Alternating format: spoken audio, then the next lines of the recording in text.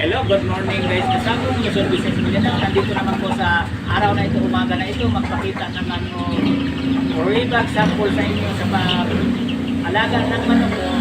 Sa aking kaalaman, mula sa bata pa ako hanggang sa edad ko ngayon na ganito na 55, mahigit na ako 55 years old na ako. Tuloy-tuloy pa rin ang aking pag-alaga ng manok. Kaya medyo sa madaling salita, mas advantage ako sa mga baguhan pa lang. Kasi bata pa lang ako sa Negros, nag-alaga ako ng manok. Laban-laban ako sa bata na edad ko pa lang hanggang tumanda na ako ngayon. Tuloy-tuloy ang aking pag-breed, paglalaban ng manok. At saka, naka-advantage ko, sa totoo lang sa mga baguhan pa lang na magsimulang magmanok dahil nakapag-seminar ako mismo dito na ako sa Metro Manila, nakapag-seminar na ako ng kung paano mag-breed ng manok, paano mag-alaga ng manok, paano magbigay ng vitamins, pagkain, pag-conditioning ng manok, pag-ilalaban. Tinuturo sa amin parang kung sa baga na pinag-aralan ko rin kung paano ang pag-alaga ng manok. Kaya ang galing ako ng probinsya, may kaalaman ako sa pagmamanok. Nadagdagan ko dito nga nakapag-seminar ako, nakapag-aral talaga ako sa pag-alaga ng manok, pagparis-paris, paano, pag-breed sa mga kulay, na ang kalabasan, mga cooking gagamitin sa mga labanan, sa mga sabon kapit. Ito ipaliwanag ko sa inyong mga baguhan pa lang kasi nagdepende yan.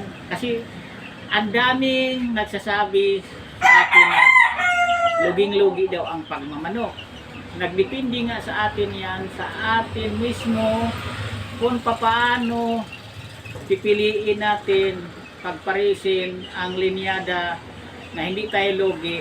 Pagdating sa labanan, may talo tayo pero lamang tayo sa panalo. Nasa linyada sa pagparis natin. Kung ibibinta man natin, paano mabili kaagad ang ating manok sa tamang presyo. Ito yung sample ko sa inyo.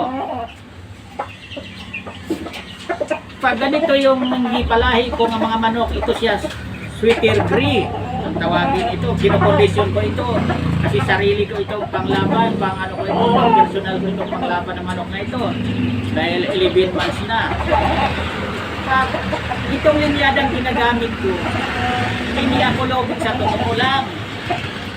Kasi sakto sa sukat, sakto sa height, ang bilis maibinta pag magbinta ako sa mga linyada nito, mga kakulay nitong Brisco. Iyan ang totoo. Yung ibang nagsasabi, sarili ng opinion yan, na sa kanila yan kung anong linyada. Kasi sa akin, 7 months pa lang, pag mga ganito ang mga ginagamit ko na linyada, mga i-post ko sa social media sa akin, pag-ilagan, hindi tatagal, pinakamatagal na sa akin, 3 araw, 4 na araw, pag-post ko, mayroon na kaagad katawag niyan, mamaya-maya, mayroon na mag-inquire, magkanong presyo. Kaya kung sinabi ko lang ang minsan, mag-unahan na lang kung ilang piraso na lang maibinta ko, ang bilis mapaubos ko ang aking manok. Kaya hindi ako lugi dahil 7 months pa lang nasa tamang presyo na ang pagkakuha sa akin. Kaya binibigay ko na. Kasi hindi ako lugi sa presyo ang 7 months, mayroon na ako nga kahit man lang kumukita akong konti sa madaling salita, hindi ako logi. Sarili kong opinion yan, sa sarili kong palahig ng mga manok. Lalo na yung mga sweater ko, gustong sweater. Kaya sa pagpili nyo yan, sa pagpili natin, tayo namimili yan, kung ano ang uso, hindi tayo logi. Pag ganito ang minamanok ko, hindi ako logi sa labanan, may talo man ako, pero karamihan sa linyada nito, lamang sa panalo. Yan totoo. Kasi hindi ako basta-bastang nagdampot, nagmamanok ng gagastusan ko, pagkaabalahan ko ng oras, pag-alaga, pag-breed, pagpa-incubate pa lang, pinagastusan ko na, binabayaran ko na ang itlog papunta sa incubator sa Cubao, tapos mahinang klase lang na manok. At saka kung ibibinta ko, walang bibili. Yung iba siguro, sarili niyang opinion, nire-respeto ko kayo, pero kung marunong ka talagang magmamanok at saka kilala ang linyada ng mamanokin mo, hindi ka kukuha ng manok na pangkali-kali lang na materialismo, hindi ka lugi, kasabong niya totoo. Kasi sisiw pa lang, binibili na. Ang dami nga tumatawag na sa akin, bibili ng mga sisiw sa akin, sa totoo lang sa linyada sa manok ko, pero hindi pa ako nakapagbinta ng sisiw. Nakapagbinta ko 9 months, 7 months. Pero ganitong mga edad na 11 months na, ginagamit ko na naglaban ako kasi sinabi ko na sa inyo, nga sa bungiro talaga sa bungiro ang pinagalingan ko, ang nagpunang sa bungiro namin ko sa tapos ako mismo, mahilig talaga ako sa labanan sa manok. Mula bata pa ako hanggang tumanda na ako sa sabong tuloy-tuloy yan, wala akong pagtigil nga sa pag-alaga ng mga panglaban ng manok. Yan ang totoo. Ngayon lang ako nakapag simula nga marami na ang bibird ko ngayon, dumami na sila. Nitry kong magbinta, mag-post sa social media ng 7 months. Pero ang bilis na bili. Yan totoo. Presyong mahinang klaseng manok, presyong manok na mag-1 taon, 2 taon, presyo lang ng manok ko nga 7 months. Yan totoo. Kayang luging-lugi yung iba dahil abot na 2 taon, 1 taon ang manok nila. Baka bibilhin lang niya ng 1.5, 2,000, lugi talaga. Kung ang manok mo taon na ang bilangin, tapos ganun lang ang presyohan. Kailangan ang manok mo, balansyado, sabi ko, pag manok natin, pagpili, na pagdating ng gustuhin man nating pipirahin, ibinta natin, kung mailangan tayo ng pira, mabili agad ang manok natin. Kung yung araw na ito, sabi natin, ibinta ito sa social media. Kung hindi mabili na yung araw na ito, bukas, pangatlong araw, mabili na agad. Kung magandang klase ang manok mo, nagdipindi yan sa kustura, sa linyada sa manok. Yan totoo kasabong. Kasi ang bumibili sa akin, sa totoo lang yan, kung napanood yung video ko sa TikTok nung ni-deliver ko sa Antipolo nga 3, tumawag pa nga kagabi uli sa akin na kukuha daw ulit ng panglaban na, mga ganito na. Pero hindi ko nga napagbigyan na. Yan totoo kasabong, kasi kapag ang isa katao nagbibinta ng manok, kapag hindi nabalikan yan sa bumibili sa kanya, yan ang sinasabi nga hindi nila personada ang manok, hindi try lang nila. Yan totoo kasabong. Sana may mapulot o matutunan kayo kasabong sa akin na ang mamanukin natin yung nasa uso,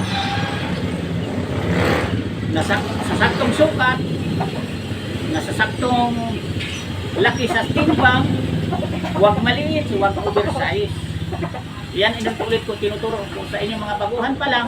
Yan ang kasagutan ko sa nagsasabi nga lugi daw sila sa pagmamanok. Ang yayaman lang daw yung mga malaking breeders. Totoo naman yun, dati na silang mayaman kayong malaking breeders. Pero kahit tayo backyard breeders lang, kung okay ang ilagaan nating manok, pwede nating ilaban, pwede ibinta. Kasi ako naglalaban ako ng manok. Kaya ang manok ko kapag hindi magkasundo sa presyo, halimbawa ito pang 5 na, naka-kondisyon na ito. Kapag gustuhin talaga, halimbawa lang,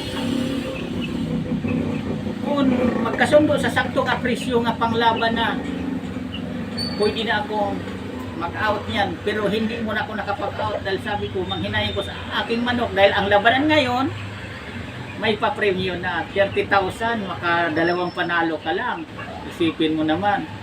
Kaya ngayon lalo ako nga lumalakas ang loob ko nga tawag nito mag-kondisyon, mag-alaga, magpadami ng manok dahil sa labanan ngayon hindi na tayo lugi. Kasi may pa-premyo na. Kahit saang sabungan ngayon may pa-premyo na. Di katulad dati, kahit maghapon, panalo ang buinas ka, swerte ka ng araw na yun, kahit maghapon, binitaw doon sa grada, makasampung panalo ka halimbawa, wala kang makuha nga premyo, kung magkano na ipupusta mo, yan lang ang mapipira mo. Pero ngayon, sa dalawang panalo, isipin mo, may 30,000, 30 mil na. Oh, diba? Kaya mas maganda ang labanan ngayon sa totoo lang. Kaya ang daming kumukuha ng manok sa akin, dapat na mga ganito na nga panglaban. Iyan lang ang tandaan nyo, kasabo nga, ang pagmamanok nagdepende sa atin. Kung alam natin na lugi nga linyada yan na hinahawakan nating manok, inalagaan, papalitan natin kaagad ng linyadang nasa uso na mabilis kung pipirahin mo natin kung tayo magbinta. Kasi katulad sa akin, ang dami-dami ko ng manok. Kasi nung kasabay ng mga istag ko, sabay-sabay yun na pagpapisa ko nagkataon. Nasa 60 nga sisi o 50 piraso kaagad ang lalaki. Tapos may kasunod pa. O, kayang obligado akong magbinta na talaga pagdating nila ng 7 months na pag-isip-isip ko na. O, diba? Bawi na ang mga patuka kung ginagastos sa manok ko. Yang totoo sa madaling salita. Kaya yung ibang nagsalita ang logi, nagsabing logi, nasa inyo yan, sarili niyong opinion yan, nasa inyo yan, sa pag-isip-isip nyo yan, pag-isipan nyo ng mabuti. Kasi logi talaga tayo kung binta na binta tayo ang manok natin mababang presyo. At saka, ang ginagawa ko, kaligayan nito, kung hindi magkasundo sa presyo, ilalaban ko na lang yan, pustahan ko ng minimum, kayang-kaya ko ang manok ko, nga pupustahan ko ng minimum. Yan totoo. Pag manalo, may panalo pa ako, may premyo pa.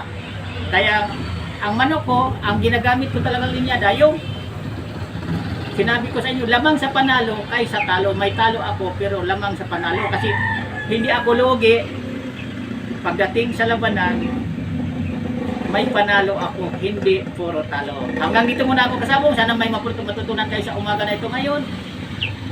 Maraming salamat talaga sa inyo, sa aking mga subscribers, sa aking viewers, sa aking followers. At saka sa hindi pa, please, paki-follow din, paki-share itong videos ko para kakalat, para mapanood din. Sa kapwa nating nag-alaga ng manok na sinasabi daw nila, lugi ang pag-alaga ng manok. Yan lang, ang masasabi ko lang sa inyo. Basta tayong totoong sabungiro, totoong magmamanok, di natin iniisip kung lugi ba tayo sa ginagastos natin. Kasi para sa akin, ang manok kong sarili kong panglaban, hindi ko na kinikwenta o magkano na ang ginastos ko sa kanya. Basta sa akin, masaya na ako kapag unang laban, manalo siya. Yan lang.